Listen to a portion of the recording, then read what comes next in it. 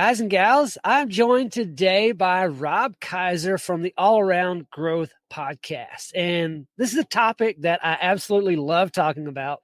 It's doing work you love. Now, we're talking specifically about finding effective ways to set goals and how that can facilitate the life you love living. We're approaching it from Rob's perspective, from his personal story of how he has used those goals to facilitate the path he's currently walking. And I've been connected with Rob for quite some time. I think we first connected maybe through Dan Miller's community, the 48 Days to the Work You Love community. I think we're both huge fans of what Dan's got going on over there. But I'm going to let Rob introduce himself, kind of tell us what took him from, I don't know, as a kid, maybe high school, maybe your first job, up to kind of what got you. You mentioned corporate America and the green industry. So kind of take us from being a young man and the events in your life that led you up to that point. And then we'll jump into the topics that you laid out in the application. So Rob, tell us who is Rob Kaiser? Okay. I'm actively writing a new chapter in my life, but the green industry has been a big part of my life for at this point more than half of my life, and I think at this point, what I'm doing in life is just the next stage in that, and how. So I guess I'll just jump right into the green industry and my life and all of that. One thing that's worth mentioning that I oftentimes don't mention right off the bat, because I just don't view it as a big obstacle in my life. But based on some recent conversations, it seems to be something that is worth mentioning. I have epilepsy. I have a chronic neurological disorder. I've had it since the age of 13. And that has also been an integral part of my life and the direction that I took. So I'll just mention that right now, because that kind of factors into some decisions in the direction that my career took. So I got into the whole thing as a kid because I dropped out of college. I initially got into college on a football scholarship. I hated it. Hated playing sports in college. Hated the sports or the whole college deal? I hated playing. I just didn't like playing sports in college. I didn't like the atmosphere. And quite frankly, the competition level was so high that I just knew that there was, I was at a Division II school anyways. And I wasn't going to be a career athlete, man. Come on. Yeah. Right. So, very few are. What like 0.01% of people actually can make a career out of it. Right. So that was kind of one I was like, all right, this isn't working. And I was out of state anyway. So I transferred into a state school and started studying philosophy and English, right? Cause that's a logical thing to do. That didn't work out either. And your career in that didn't go so well either. Yeah, right. What are you going to do? Well, I realized that basically my options were like be a lifelong academic, and I had the wisdom at the age of like 18 or 19 to realize that didn't really sound appealing, because that just involved living in those circles and absorbing copious amounts of debt. So anyways, I dropped out and just started selling Christmas trees at a local garden center, and then returned to work there in the spring. Long story short, realized I could obtain a career and like work in the green industry. Not only that, it was really important for my parents for me to get a degree. So I went to a local ag tech school, was invited to check that out from a guy at the garden center, and then realized that, I could do this. I could get a degree. I could make my parents and society happy. And I think at that point, like 19, 20 years old, that was the first insight that I had that I could actually, it was a realization that I could engage in a work and a life that I loved. but I didn't know how to balance it yet. So, right. And that's basically that led to an internship, and all of that took me to, I realized I could do the internship anywhere I wanted to. And if I negotiated it properly, I could get paid to travel. So that started the wanderlust of my career. And I left for Colorado and decided to go with an internship with a big company out there, which maybe had the potential to lead me anywhere. And that basically led to climbing the ladder of, into corporate America. Mm-hmm. I want to back up just a couple of years from where you jumped in, like kind of your last year or two of high school. Yeah. What was your thought process, or how did you decide on college, on going into college, and what you were majoring in and some of that? Were you kind of pushed that direction, or was it simply because of the sports scholarship? Kind of go into that a little bit, because I talk to a lot of youth who have no idea what they want to do in their life. And they're like, well, I guess I'll figure it out in college, because they're so pushed in that direction. What was that like for you back then? I guess, the way it was for me and the way it is for a lot of people, I suspect, is that the expectation is that you're going to go to you got to go to college to get that degree, and that degree is going to set you up for success in life. And when I was a teenager, not doing that, it just wasn't an option, because the people that didn't do that, or at least the way it was communicated to me and my understanding was, the people that didn't do that were the losers. People that didn't do that, and I really want to point out too, that my whole career, I could have done everything without the degree, because I ultimately landed in a position, worked myself into a position where I was hiring people where one of the minimum requirements was a degree that I didn't even have. So, results matter. Papers and letters after your name don't mean anything. Yeah. Yep. It often seems to be that way. People that go learn a lot, go study a lot, get the degrees, learn how to do the thing, they end up working for people who don't know all of those things, but who can put together a business plan and need people that can do that thing. I think it was Henry Ford back in the day was actually being ridiculed at how stupid he was. And every question people would throw at him, he'd be like, well, I hired a guy that knows how to do that. I hired a guy that can do that. This guy works for me. He knows how to do that. Talk to him, ask him about that. He had tons of people that worked for him that knew the thing. Is like, I don't have to know how to do it.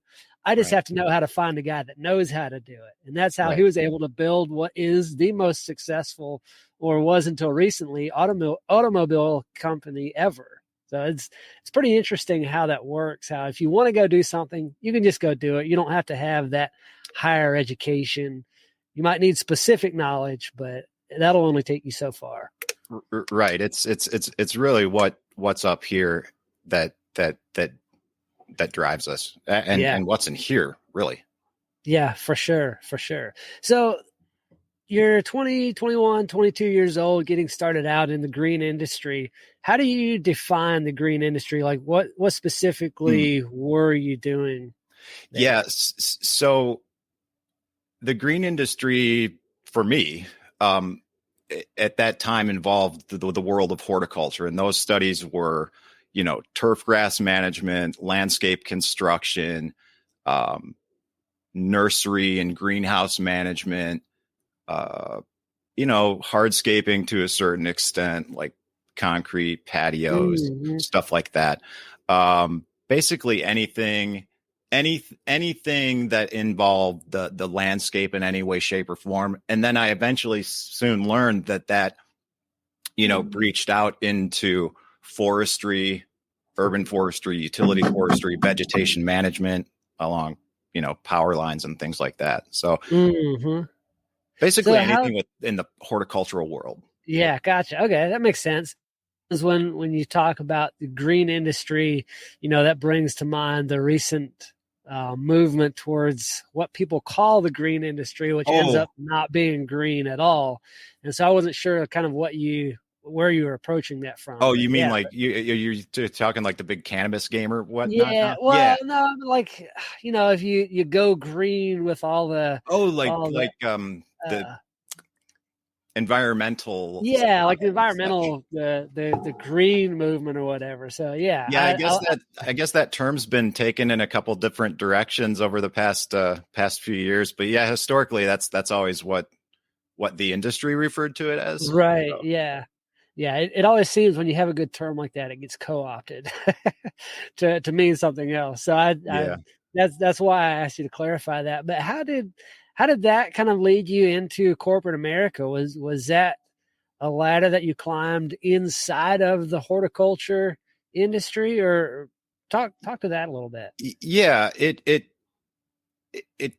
really, I guess it started,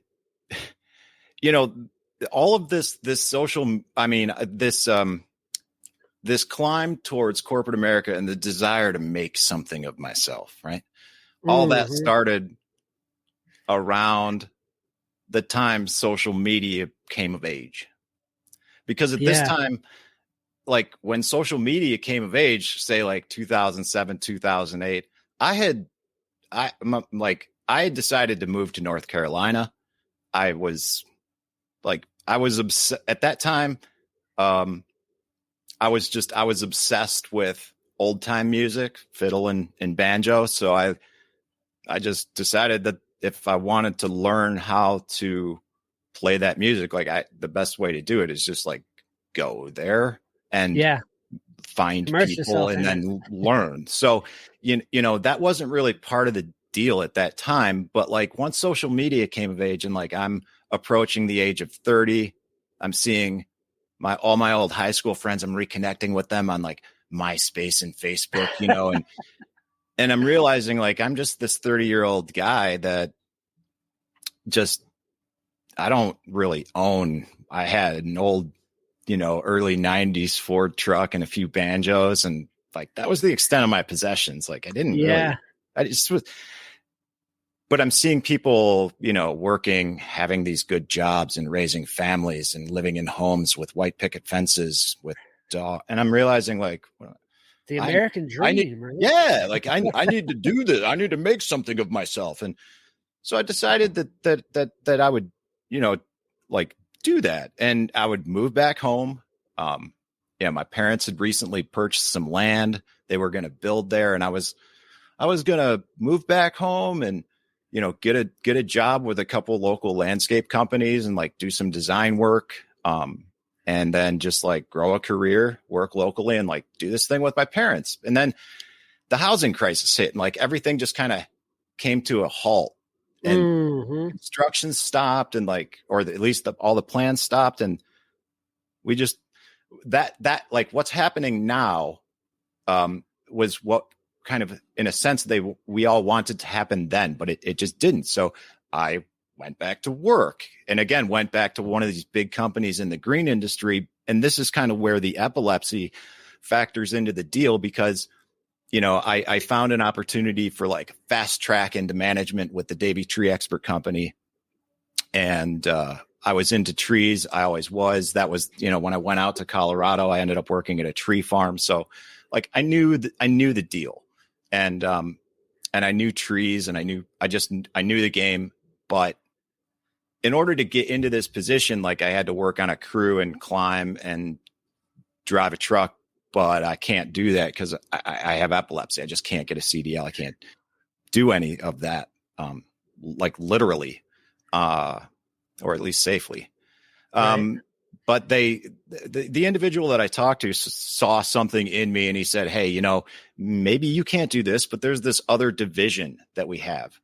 And they only drive pickup trucks and it's forestry and, it's lots of computers and like data work and nerd stuff. And you seem like you're interested in that. So, go talk to this guy. And I couldn't find that guy. So like,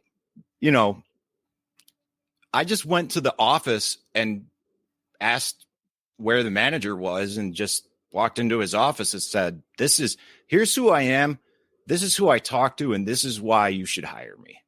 This is what I have to offer. And that works. That approach works because I've done it multiple times. And I think that, if you want something, understand and identify what you want, go after it, and then explain to people. Don't apply online. Don't do traditional things. Otherwise, you're going to get traditional results.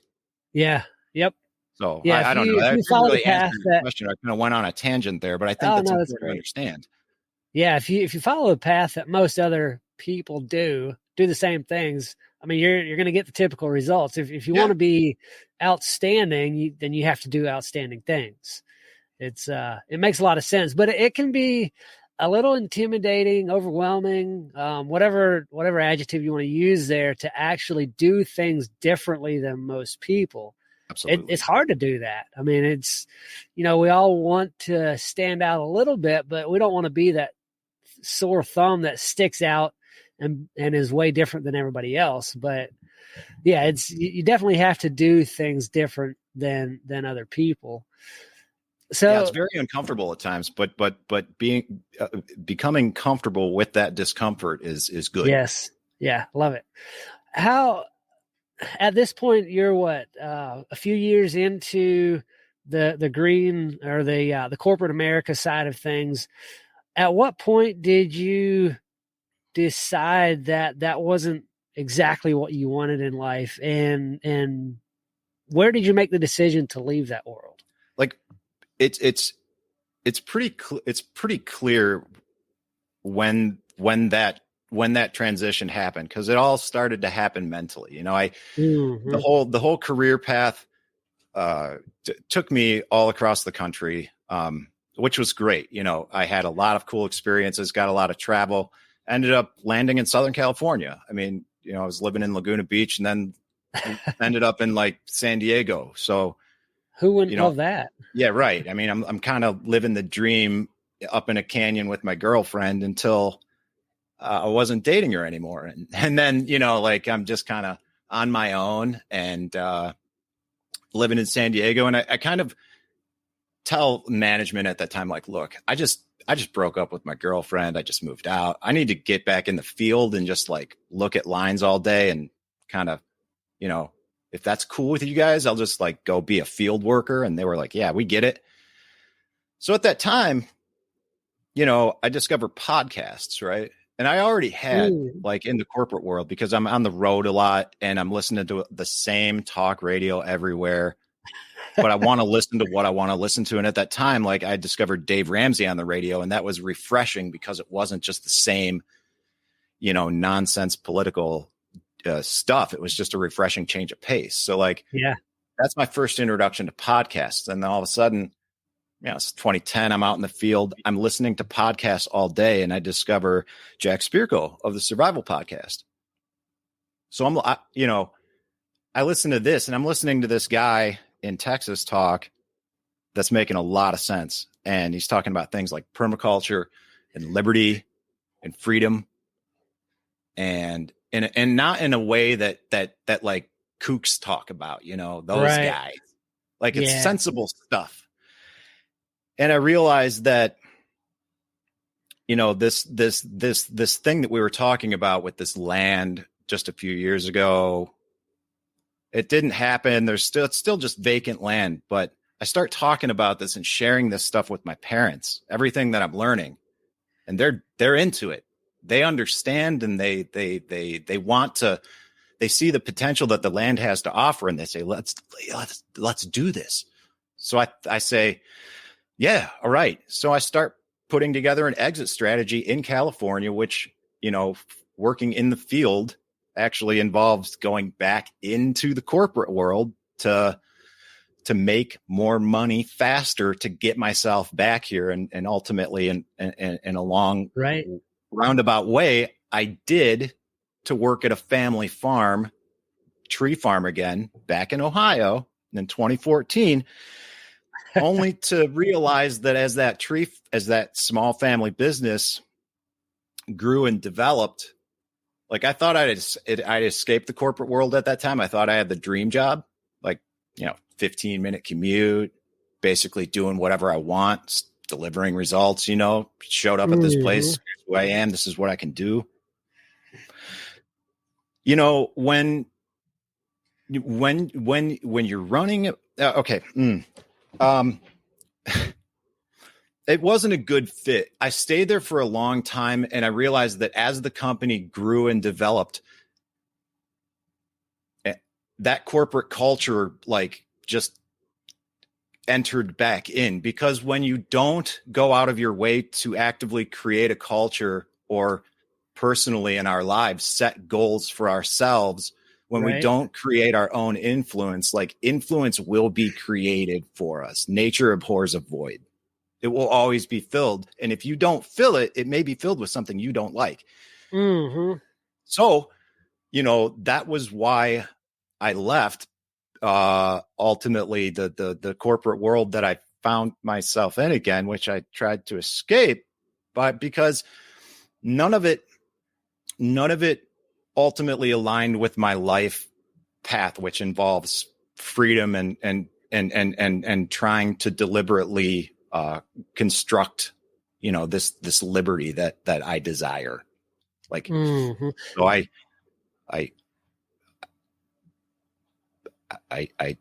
left it behind. Now, were you someone that was always kind of leaning that direction? I mean, you mentioned early on, fresh out of high school, you realized that you could do work that you enjoyed doing.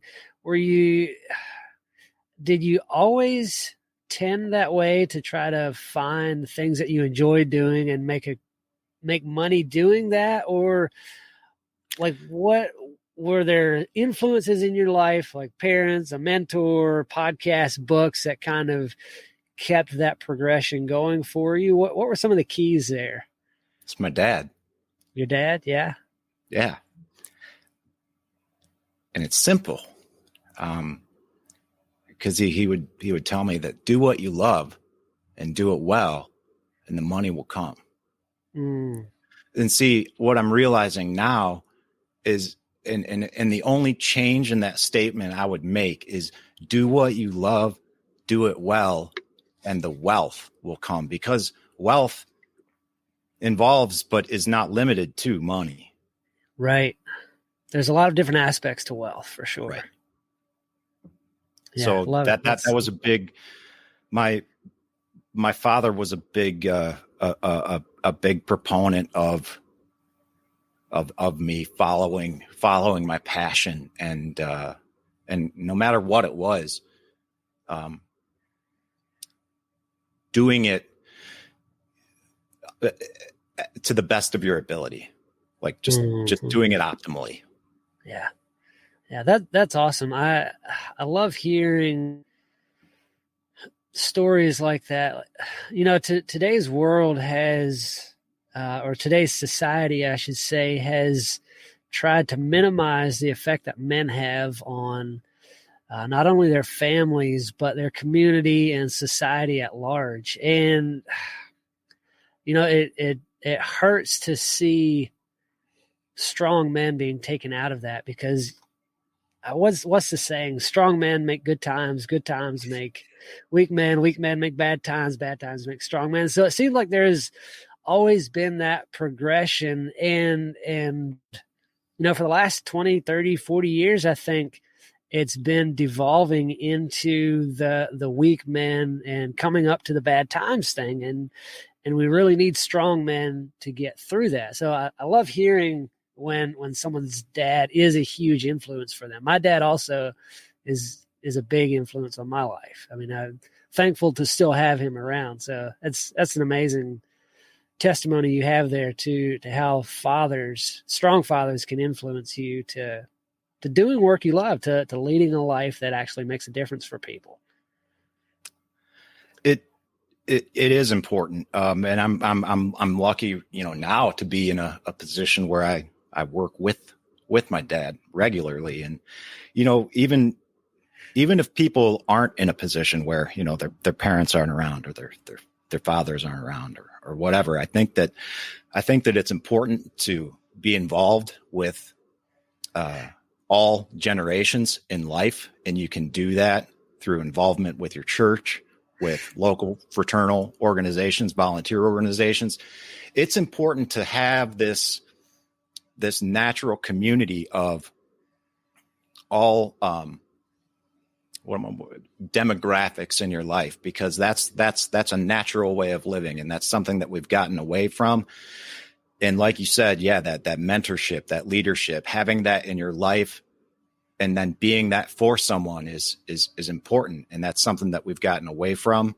And I think that is a big testament or a big contributing factor to why things are the way they are, at least for people like us that see them that way. Yeah, for sure. For sure. I always have to go back to a story I heard of a herd of elephants over in Africa. They started thinning out the herd in the area and taking out all the older elephants because they thought there was too many of them. Well, the young male elephants started becoming very destructive and killing people, destroying villages and all of that. And they soon realized that the reason for it was because they took out the older calming influence that the elder elephants had. So it's the same way in society today. We've gotten away from the 2, 3, 4 generation households where, maybe the parents are out working a lot, don't have time to care for the kids. Well, today we have schools that are our default babysitters. But 100 years ago, 200, 500 years ago, it was the grandparents, the great grandparents that would care for the families and pass on traditions. And I'm not saying you always have to stick to all traditions. Not all traditions are good, but a lot of tradition is good. It brings up stronger people. I love seeing the movement back towards community, back to family. I hate that we've gotten away from that, but I think there's a lot kind of a rabbit trail there. Yeah, I think I just think there's a lot to be said for tradition and in our lives. I think that that there's just some good value in having some construct there with that. Right, for sure. And like, I'm someone who loves, I don't know, what do you call it? Modern amenities. Like I love technology. I love what it can do for us. Yeah. Like this. Right. Exactly. Right. The tradition and the modern things often clash. And so it seems like you can either have one or you can have the other, but there has to be a way to have both so that you and I can have a conversation and, you can progress in a good way without losing the good things that tradition has to offer. For sure. Absolutely. So what you mentioned moving back to Ohio, I think it was. Is that right? Correct. Kind of what was your progress going through going through what a lot of people are calling the Great Resignation? Like, how was that for you? It was interesting. I'd read about this phenomenon. I'd been hearing about it. There was definitely a big uptick in what people are calling the Great Resignation over the past couple of years. Was that something you first heard on through Dan Miller? I think he's the one who I've heard talking about it the most. Probably, that's of the online communities that I'm involved in. I try to be involved there a lot. So if that's ringing a bell with you, then most likely that's where I heard it too. Yeah. And over the past, when I moved back here prior to the Great Resignation, what's worth pointing out is I went down the permaculture trail, man. I went in hard and spent years chasing other people's dreams and going deep into debt, like tens of thousands of dollars into debt, living a life that I thought I should be living, but it was the absolute antithesis of sustainability and regenerative anything, because it was all being fueled by debt and it didn't work for me. And maybe it worked for other people, but like that was not the way for me. So like about 5 what years was it ago, like? Was that going through like permaculture courses or like when you say you chased that hard and ended up in debt, like you name it, man. Yeah. PDCs, courses, conferences, new computers, tools. I built a high tunnel, went through the whole NRCS equip thing, built a high tunnel, got reimbursed partially, but built one on steroids, and then just bought a truck. Yeah. I mean, whatever, like, and not just a truck, like it needed a 3/4 ton, 4-wheel drive. So, it's just silly. I went bananas. And then once I realized that, no, this is not sustainable, I was like, whoa, I kind of hit burnout 2.0 in life, and I put the brakes on hard and decided to attend Financial Peace University in 2017. And I went back and attended another course in 2018. And then I went back and attended another course in 2019. And then to have the ultimate accountability partner, I decided to coordinate a course in 2020, right before things got weird. And then I did that again and again. And by continued involvement in that, like, that was the first step, because I got out of debt. I paid it all off. I went through the baby steps. I got into baby step 3. I had my emergency fund. And then all of a sudden, once you get there, once you have no debt, once you have no consumer debt, no credit card debt, no car payments, once you are in a position like that, Ken, it becomes wild how your thought processes begin to change, because then you begin to understand what freedom actually can be. Yeah. And that is one of the biggest chains that bind us. So, all of a sudden, I've got this emergency fund, and I realized that I'm not sure I'm on board with some of the decisions that are being made where I'm working. I'm not sure, I'm being listened to, or people value my opinion, or I'm not sure I'm a good fit anymore here. And then all of a sudden, I realized, no, I'm not. It's time for me to go. The timing wasn't right. It wasn't what I planned. It wasn't in line with the goals that I'd set, the time frames that I had. But sometimes, we make plans for a reason. We live our lives with the purpose that we do for a reason. And even though things don't necessarily work out the way that we want to, or in the time that we want to, sometimes we just need to pull the proverbial trigger and say, nah, man, this time is now. And that time was about 6 months ago. And I felt conflicted doing it, because, in the green industry, spring is like, it's go time. It's the busy season. And I left like peak season, man. I just, sorry, this isn't working out for me anymore. Yeah. When you got to go, you got to go. It's time. Yeah. So that was it. So that was the Great Resignation. For me personally, just to kind of conclude that thought, none of it would have been possible if it wasn't for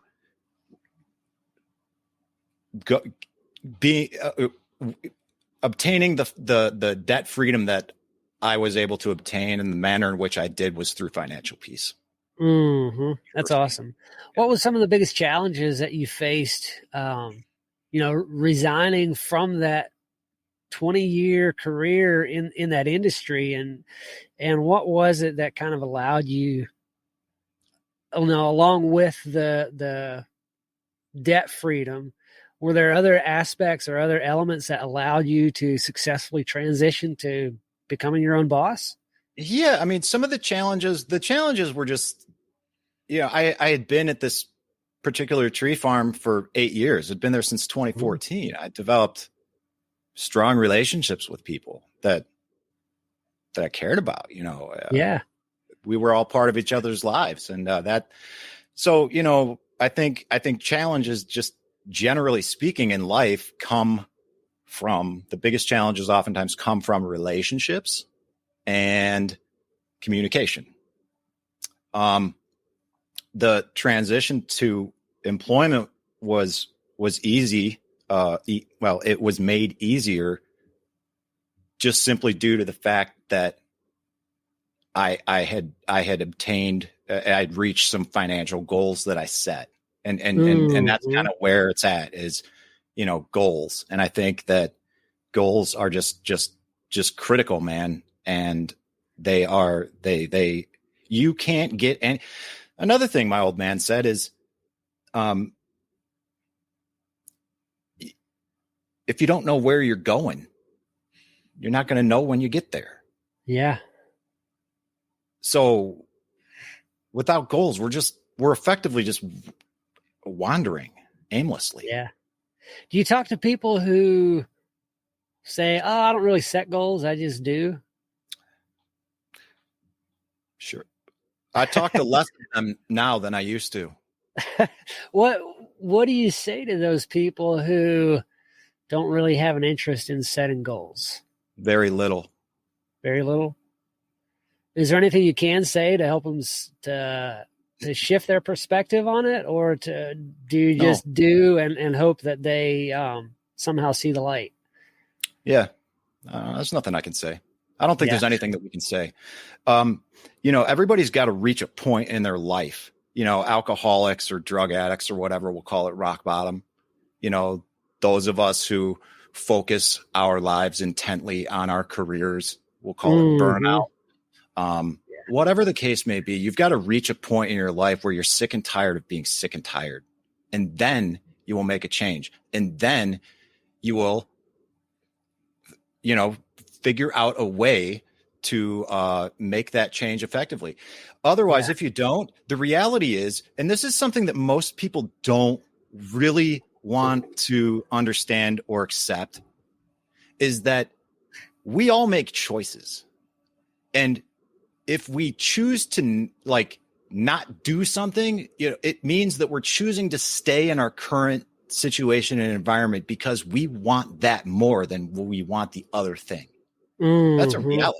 So, you're not happy, set goals and take action. And if the way in which you're doing so isn't working, then connect with other people who are doing similar things, find out what they're doing and change. What's the process for you of setting goals? Like, a lot of people, they're like, "Oh yeah, I have a goal of whatever, losing pounds or having, 4 rental houses in 3 years and all of that," but they never actually follow through on anything. Is there a process to actually effectively setting goals and achieving it, or how do you go about that? There is now. I struggled with it for a long time, and goals were always important in the corporate world and all this. And I always thought that there was some applicability with what I was learning back then in life, but it wasn't, like I said before, it was this issue of finding balance or being unable to find balance. A few years ago, in the whole podcast spheres over the years, I also was listening to Dan Miller's podcast, especially during the times when I was unhappy with my life and work, and found a lot of inspiration in that. Heard about the Eagles community. And then once I got out of debt, I decided to check that out and see what it was all about. Learned about this goal setting guide, which identifies 7 different areas in our lives to set goals: physical, financial, in order: financial, physical, personal development, family, spiritual, social, and career. Working through them in that order, looking 3 years out, 1 year out, and ultimately what we can do today, and breaking it down into simple, measurable elements. And then, like I said, working through it in that order and understanding that our career is this. These are Dan Miller's words. Understanding that our career is a result of the 6 different aspects of our life coming together. And so that is what I've been using for the past couple of years. That was an integral component of me being able to do what I did this year with leaving my job and doing things that, were just mildly uncomfortable and didn't really fit my time frame. It allowed that book and the process outlined within allowed me to, adapt, overcome, improvise, and just deal with life on life's terms. And I'm going through that process again right now. It's a continual process. I don't think that there is ever I finally made it. It's always a process that, it's a continual cycle. And if you ever stop, you go back to where you were before, I think. And it's a continual growth. Like, you have to keep pushing forward, keep improving, keep setting those goals. If you ever reach a point of complacency, you're done. Like, I had an old boss that used to say, if you're not growing, you're dying. And I always used to hate that. But all of a sudden one day it clicked. Yeah. He's right. Yeah. If you look at nature, you see that all the time. Like, if it's not growing, it's dying. Yeah. So what have you, since you quit you're in the corporate world, you quit the other industry you were in, started your own, or went back to the family business, have you seen some of the successes that you've wanted? Like, what's that been like, being self-employed? Has it gone how you expected, how you hoped and planned?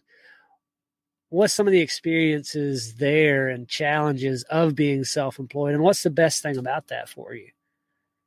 Kind of a multi-part question there. Yeah.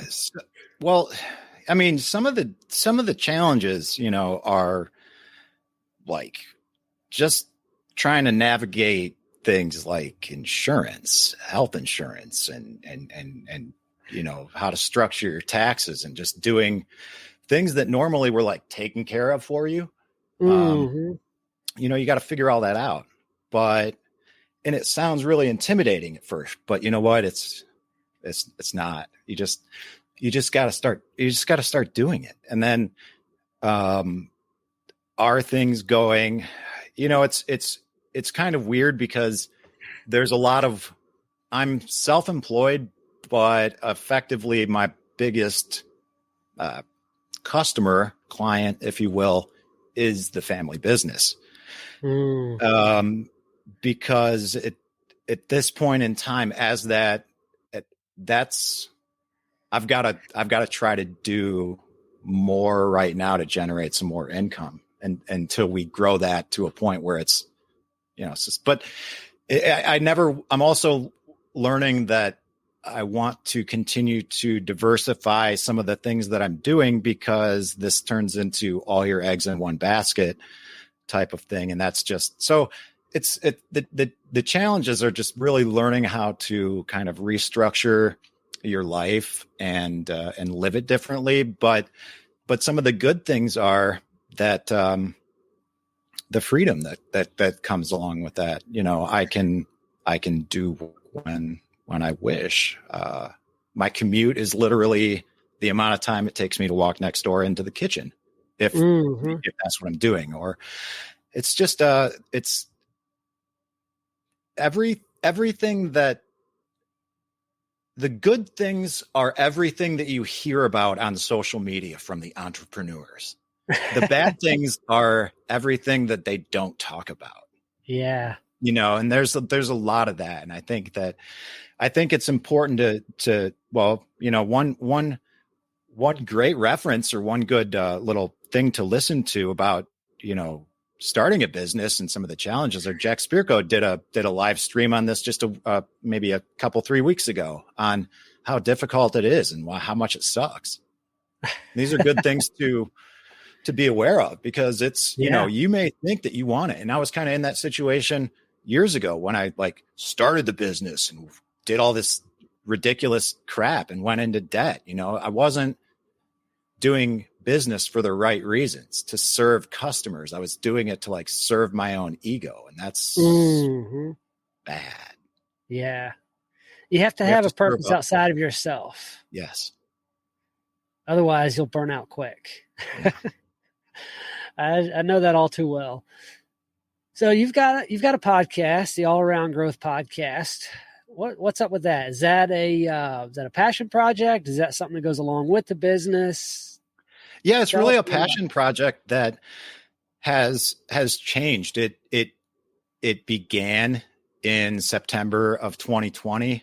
I had been doing some other, experiments with podcasts and video blogs and things like that. But after that year and the way things were going and the way people were reacting, all of this, like, writing and content creation of the past made me feel like, no, man, I've got something to say.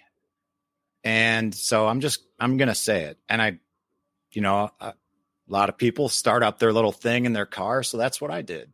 Mm-hmm. And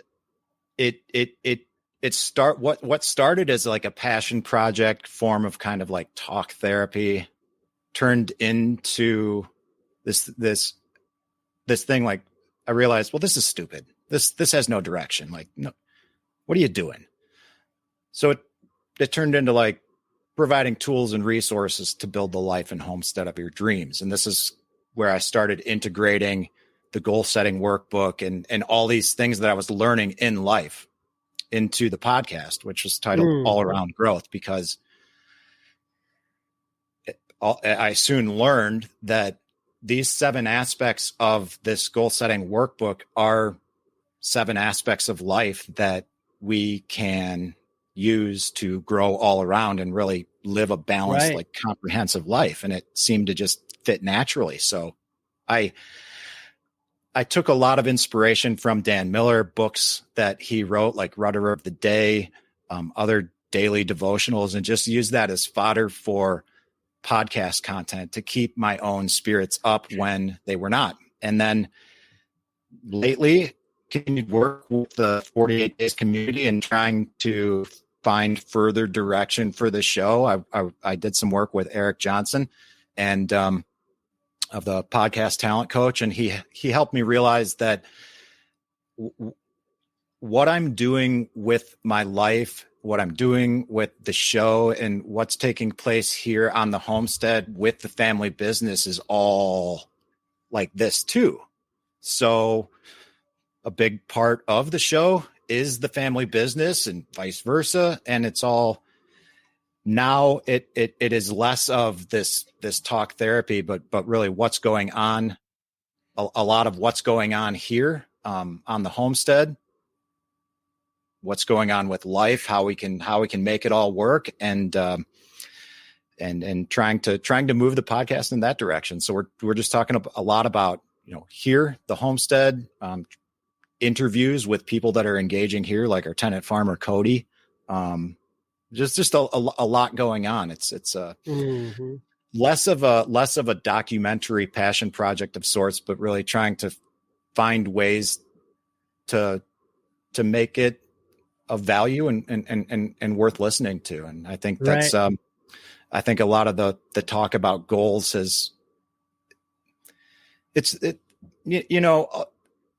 with podcasts, I guess the long and short of it is this: like, I got so much value out of listening to podcasts over the years in doing the various things that I was doing, time spent late nights listening to someone saying you can do it. So maybe this is just a way that I can give back what was freely given to me. Mm-hmm. And in turn, there's a small community of people that are growing and developing with the show. We're going to do a live stream on Friday talking about that with everybody, anybody who wants to join. Will that be an ongoing thing, or is that a specific to this coming Friday? I'm going to try and make live streams like a weekly live stream, an ongoing thing, Awesome. and just do that consistently. Lots of support with the show. And one cool thing about the community that's forming is, a lot of the people in the community, all of these communities they're interwoven with one another, and people are there. It's wonderful. So I appreciate, well, first of all, I appreciate you, Ken, and the opportunity to, come and participate in this with you and your community. And I love being a part of everything that's taken place with all of these various communities, because there's so many people that are doing good work that are motivating and inspiring me. And I hope my goal is just to be one more of them. Yep. Another encouraging voice out there. We need a lot more of those. I mean, it's so, there's a lot of them out there. And I know sometimes, like you mentioned, where a lot of us are in the same communities, it can seem like a bunch of different echo chambers from the same thing. Mm-hmm. But the more that we have people with maybe saying the same message, but we all have a slightly different perspective, slightly different spin on that message, it can encourage a lot of different people in a lot of different ways. So I really like to see that. That's absolutely. Echo chambers is kind of a weird word. It sort of has a negative connotation, but if you're actively trying to grow and repattern your life, then placing yourself in echo chambers with purpose, deliberately, and then removing yourself from ones that no longer serve you. These are good places to be. I'm definitely not trying to say an echo chamber is a bad thing. I think that terms come out because so often it is negative, because negative things tend to get repeated a lot quicker, but we need more of the positive echo chambers. Exactly. People are repeating the positive message to more and more people. That's where it's at. That's how you create real change. Where can people find and connect with you? Well, one last question. How has faith affected a lot of the decisions you've made in life, your family business? How has that had an impact on your life? It's impacted my life tremendously. That's something we could talk about at great length, and I'm interested in that. Now is maybe not that time. I was born and raised in a church. I got to a point where I wasn't happy with that. Found myself feeling a void, continued to explore spiritually for decades. Mm-hmm. And realized that in my efforts to get involved in the community locally, getting involved in a church seemed like a good thing to do. And for those of us who follow Financial Peace University, tithing and giving is an important thing. And that seems like a sensible thing to do. And if you really want to get out of debt, man, I can't stress that enough. You got to give to receive, full stop. But, oh God, I lost my train of thought.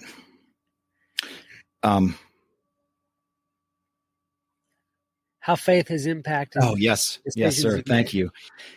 And in it was, financial peace, and then getting involved in the church, just to be a part of something bigger than myself, opened up that door in my heart and got me understanding that it wasn't so much community that I saw it. I thought it was, but that was like the gateway. And I realized that all of this is not about like what I want to do in life, what my passion is, what my goals are. When I began to reframe my life and try to understand that maybe trying to figure out what God's purpose is for me in this life is, then things became a little more palatable, a little easier to understand. Mm-hmm. And again, that we could talk for hours about this, because I think that now we are societally pushed away from faith, from the church, for all kinds of reasons. There's all sorts of reasons you can find that why these things are bad. If you want to see it that way, you will. But if you want to connect, period, consider finding a church and consider talking with people, not necessarily a priest or someone of the cloth. Consider talking to someone like you or me and just have a conversation about it, because it's not scary and intimidating. It doesn't have to be. It can really expose us to so much more. And I believe that I need that. I find strength in Christ, and I feel more comfortable when people ask me about it, because I do take pride in that, and I wish more people would. Yeah, that's awesome. I love it. And like you said, that conversation can go so many different ways and hours long. We may have to get back together another time to continue that aspect of the conversation. Okay. Let's do it. But we're nearing an hour today. I don't want to take up a whole lot more of your time. Where can people find you and connect with you and follow along with what you've got going on? The easiest way is to go to allaroundgrowth.co. And that's just a bank of all the podcast episodes to date. Telegram group, t.me/allaroundgrowth, or just check out All Around Growth on social media anywhere. The YouTube channel is new, so check that out and subscribe to that. And also check out the live stream Friday. But All Around Growth, everywhere, that's where you'll find us. Awesome. Rob, I appreciate your time today. It's been a good conversation. We'll do this again. I appreciate your time, Ken. Thank you. It has been a good conversation.